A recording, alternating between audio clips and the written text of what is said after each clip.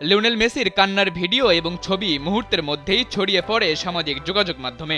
কলম্বিয়ার বিপক্ষে কোপা আমেরিকার ফাইনাল ম্যাচে মাঠে থেকে দলের জয় নিশ্চিত করতে পারেননি লিওনেল মেসি।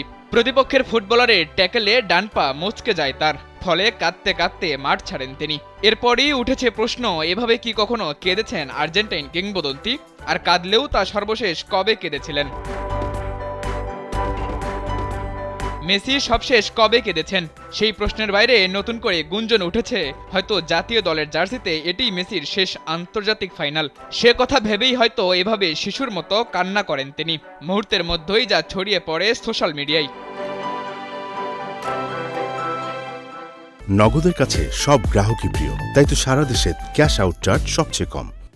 মায়ামির হার্ড রক স্টেডিয়ামে প্রায় ১.৫ ঘন্টা দেরিতে শুরু হয় ফাইনাল ম্যাচ। ম্যাচের ৩৫ মিনিটে প্রথমবার আঘাত পান লিওনেল মেসি।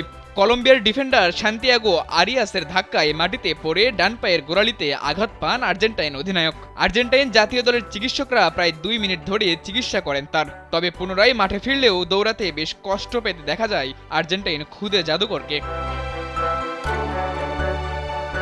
কলম্বিয়া দলের বাজে ট্যাকেল আগে থেকেই বেশ সমালোচিত, তবে লিওনেল মেসির মতো সিনিয়র ফুটবলারকে বাজে ট্যাকেল কোনোভাবেই খেলার অংশ হতে পারে না।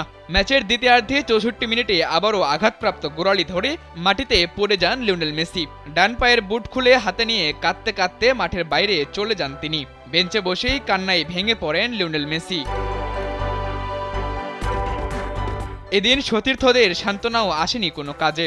ইনজুরির হতাশা নিয়ে হাত দিয়ে মুখ ঢেকে রাখতে দেখা যায় তাকে। হয়তো আন্তর্জাতিক ক্যারিয়ারের শেষ ফাইনাল খেলে ফেলেছেন তিনি। জাতীয় দলের হয়ে আর ফাইনাল খেলা হবে না ভেবে আরও বেশি করে কাঁদতে থাকেন তিনি। আর্জেন্টাইন অধিনায়কের পরিবর্তে লিওনেল স্কালোনি মাঠে নামান নিকোলাস গঞ্জালেজকে। খানিক বাদে সেই গঞ্জালেজ গোল মিস করলে আক্ষেপটাই কেবল বাড়তে থাকে আর্জেন্টাইন সমর্থকদের। তবে লাউতারো মার্তিনেজের নৈপুণ্যে অতিরিক্ত সময়ের গোলে শিরোপা উৎসবে মেতেছে আর্জেন্টিনা। সাদাতুর রাফি, কালবেলা।